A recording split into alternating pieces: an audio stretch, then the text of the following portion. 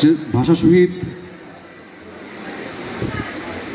ভাষা আন্দোলন এবং তৎপরবর্তী 1971, 1990 এবং সর্বশেষ 2024-এর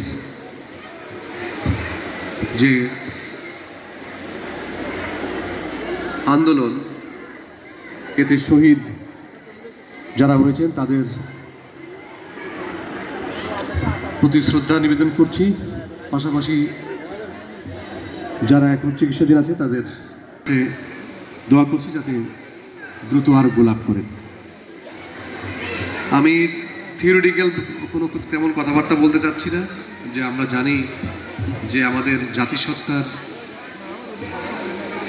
একটা কনসলিডেট একটা ওটাকে কি বলে একটা দৃঢ় একটা রূপ লাভ করে 52 সালের ভাষা আন্দোলনের মাধ্যমে, এবং তারই ধারাবাহিকতায় 71 এবং তৎপরবর্তী বাংলাদেশ।